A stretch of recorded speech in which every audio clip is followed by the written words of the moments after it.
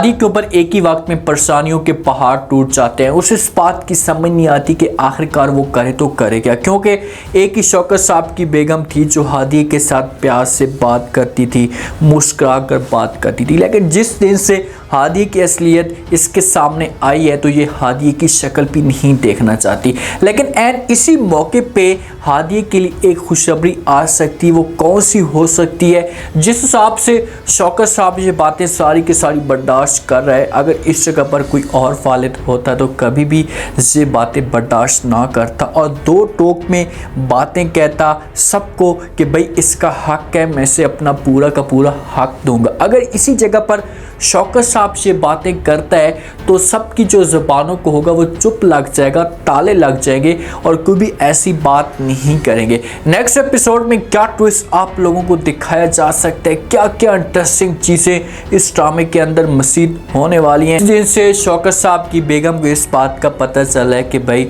शौकत साहब की बेटी हादी है, तो उसके बाद इसकी जो रातों की नींदें होती हैं ये हराम हो जाती हैं, इसे चैन नहीं आता।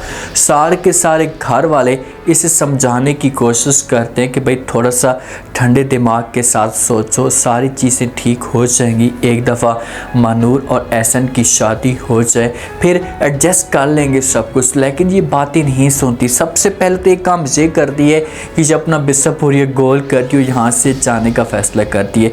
लेकिन उस वक़्त शौकत साहब राज़ी करता है, मिन्नतें तरले करता है, सारे के सारे घर वाले राज़ी करने की कोशिश करते हैं तो इसे रुक जाती है, क्योंकि इसे एक रास्ता नज़र आ रहा होता है जहाँ पर ये सुकून के साथ लाइफ गुजारी होती है, इसे किसी चीज़ की कोई परेशानी नहीं होती, पैसा भी इसके पास होता है, तो अपने अगर घर में जाती है तो वहाँ पर ऐसी सुकून के साथ ये ज़िंदगी नहीं गुजार सकती, तो मजबूर होकर रुक जाती है। लेकिन अब ये हादिया को बर्दाश्त नहीं करना चाहती।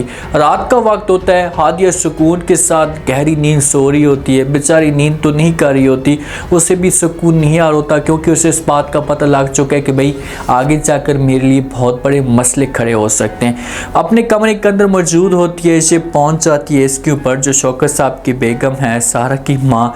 इसके ऊपर जो कंबल होता है ओढ़ा हुआ इसने, वो सारा का सारा उतार कर नीचे फेंक देती है, ज़बरदस्ती नींद से इसे उठाती है। देखिए कि आधे घर की ये मालकिन है हादिया, और इस हिसाब से इसके साथ बर्ताव किया जा रहा है कि एक मुलाजमा के तौर पर इस घर के अंदर रह रही है। अगर हादिया इस जगह पर कोई बड़ा एक्शन लेती है, कोई ऐसा की बड़ी बात करती है, तो फिर इन लोगों को औकात चात आ जाएगी और कभी भी इस तरह की ये लोग हरकतें नहीं करेंगे। इसे बैर से उठाती है, बैर लेकर आती है और कहती है कि भाई अब मैं तुम्हें कभी भी इस घर के अंदर बर्दाश्त नहीं करूँगी। तुम होती कौन हो? जब से तुम आई हो तुमने इस घर को बर्बाद करके रख दिया है, हमारी खुशियों को तबाह करती है। हादिया बेचारी समझाने की कोशिश करती है, बार बार उसे कहती है कि छोटी अम्मा मेरी बात तो सुने, लेकिन शौकत साहब की बेगम कहती है कि भाई मैं आपकी कोई भी छोटी अम्मा नहीं हूँ और ना ही आपकी मैं बड़ी अम्मा हूँ, बस बेहतर से होगा कि यहाँ से आप चली जाए। निकालने की कोशिश कर रही होती है, बाजू पकड़ कर घसीट कर लेकर जा रही होती है। शौकत साहब भी रोकने की कोशिश करते हैं, सारे के सारे घर वाले रोकने की कोशिश करते हैं, लेकिन ये बात नहीं सुनती। ज़ुहैब की माँ भी आ जाती है। अब देखेंगे ज़ुहैब की माँ बड़ी है तो इसका इस घर के अंदर थोड़ा बहुत रोब है, इसकी बात को तस्लीम किया जाता है। ज़ुहैब की माँ जब ये सारा का सारा सीन देखती है तो वो कहती है कि भैया आप क्या कर रही हैं भाभी जी, थोड़ा सा शर्म करें, थोड़ा सा हया करें, जवान लड़की है, आगे आधी रात है और इस आधी रात को जवान लड़की कहाँ जाएगी, तुम्हें थोड़ा सा सोचना चाहिए। कोई भी जालिम इंसान, कोई भी जितना जुल्म करने वाला वो कभी भी एक जवान लड़की के साथ इस तरह जुल्म नहीं करता, उसे रात के वक़्त किसी और बंदों के, गुंडों के, दहशत गर्दों के हवाले नहीं करता। बेचारी के साथ, हादी के साथ ऐसा किया जा रहा होता है। आगे से जिस वक्त ये बातें शौकत साहब की बेगम सुनती है तो वो इनकार कर देती है। हमारे जहाँ पर ज़ुहैब की माँ को उससे कहती कि भाई तुम कौन होती हो, मैं जो कुछ भी कर रही हूँ बिल्कुल भी ठीक कर रही हूँ, इस लड़की को इस घर के अंदर मैं नहीं रखूँगी, ये जहाँ पर भी जाना चाहती है चाहे हमारी तरफ से भाड़ में। लेकिन आगे से फ़ौरन ज़ुहैब की माँ को भी गुस्सा आ जाता है और कहती कि बस बहुत हो गया, तुम होश में तो हो, जिस हिसाब से बातें कर रही हो मैं मानती हूँ कि तुम्हारे ऊपर जुल्म हुए हैं, तुम्हारे ऊपर नजायज़ जो आपके ऊपर इस तरह की ज़्यादतियाँ की गई हैं, ऐसा नहीं करना चाहिए था शौकत साहब को, लेकिन आप थोड़ा सा सोचें तो सही, जहाँ पर इसके साथ आप क्यों इतनी बड़ी ज़्यादती करी। अब देखिए कि यहाँ पर भी आप लोगों को एक समझो कि 2 पॉइंट्स देखने को मिल सकते हैं। एक तो ये होता है कि ज़ुहैब की माँ को एहसास हो सकता है, साफ अल्फाज में एक पॉइंट तो ये है। दूसरा ये हो सकता है कि ज़ुहैब की माँ की जहाँ पर चाल हो सकती है वो किसी तरीके से अब सबके सामने अच्छा बनने की कोशिश करेगी, क्योंकि उसे सब कुछ नज़र आ रहा होता है कि भाई इस जगह पर हम ऐसी कोई गेम डालने की कोशिश करते हैं तो आगे जाकर हादिया जायदाद मांग सकती है, जो हमारा हिस्सा हमसे चला जाएगा।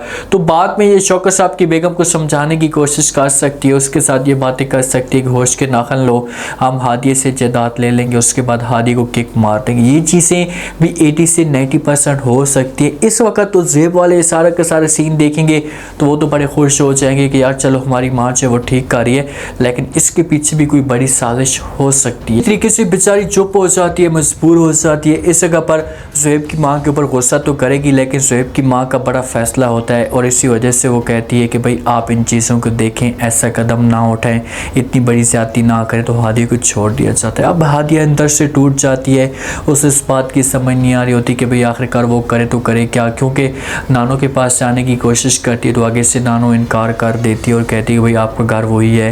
नानो तो इससे अपना हक दिलाना चाहती है, इसी वजह से वो चाहती है कि अपने घर के अंदर खुश रहे, आबाद रहे, लेकिन यहाँ पर इसे हक नहीं दिया जा रहा, बल्कि इसके ऊपर जो और भी ज़्यादा जुल्म किए जा रहे होते हैं। छत पे मौजूद होती है, शौकत साहब इसके पास जाता है और जाकर बात करता है और कहते हैं कि मैं ज़िंदगी में 1 दफ़ा या 2 दफ़ा रोया हूँ, 1 दफ़ा तुम्हारी माँ के सामने रोया हूँ और आज आपके सामने रोने को दिल कर रहा है, बस हो सके तो मुझे माफ़ कर देना, मुझे एक ही बस बहुत ज़्यादा पछतावा है। तो आगे से हादिया से पूछ सकती कि भाई किस बात का पछतावा है।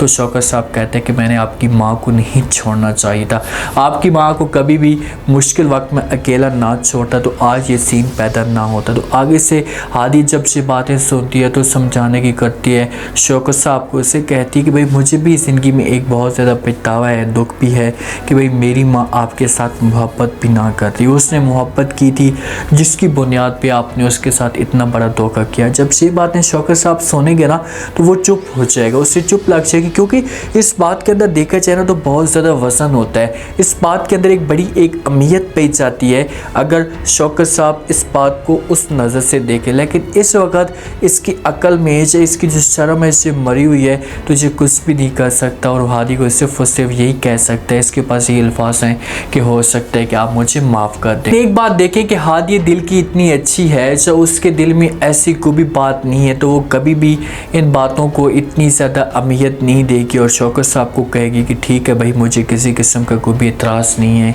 मैं आपसे नाराज़ नहीं हूँ, अगर आप जो वो उनकी बात मानना चाहते हैं तो मान सकते हैं, मैं कभी भी कुछ भी नहीं बोलूँगी। तो शौकत साहब इसके साथ बात कर सकते हैं, इससे कह सकते हैं कि भाई आपको जो कुछ भी चाहिए आप मुझसे मांग सकते हैं, आपको मैं देने के लिए तैयार हूँ, लेकिन आप प्लीज़ कुछ वक्त के लिए ये घर छोड़कर चली जाए, मैं अपनी फैमिली को नाराज़ नहीं कर सकता। तो हादिया आप नानी के पास भी नहीं जा सकती, उसके पास तो ऐसा कोई ऑप्शन मौजूद नहीं है। तो मुझे ऐसा फील हो रहा है कि ये जो है वो शौकत साहब इसे कोई अलहदा फ्लैट लेकर दे देगा। अगर एक्शन लेती है ज़ुहैब की माँ तो बहुत ही अच्छा हो जाएगा।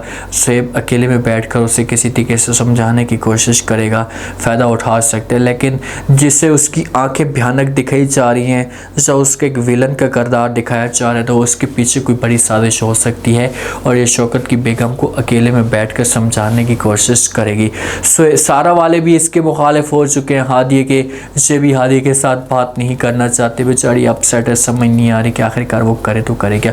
अब देखते हैं कि हादी के लिए खुशखबरी हो सकती है जो ज़ुहैब की माँ ने कदम उठाया है, सच मज़ीद इसके लिए परेशानियाँ बढ़ेगी। उम्मीद है आज का रिव्यू, आज के टीजर आप लोगों को पसंद आया होगा। आपने कमेंट सेक्शन में अपनी कीमती राय लास्ट में दिया, आपको क्या लगता है क्या आने वाले के साथ में हादिया को ये बड़ी खुशखबरी मिल सकती है, क्या हो सकता है नेक्स्ट एपिसोड में, क्या जहाँ पर शौकत साहब की बेगम हमेशा के लिए हादिया को इस घर से निकाल देगी, या हादिया को अलग फ्लैट दिया जाएगा। अपना फीडबैक लास्ट में और चैनल को लास्ट में सब्सक्राइब कर दें। शुक्रिया।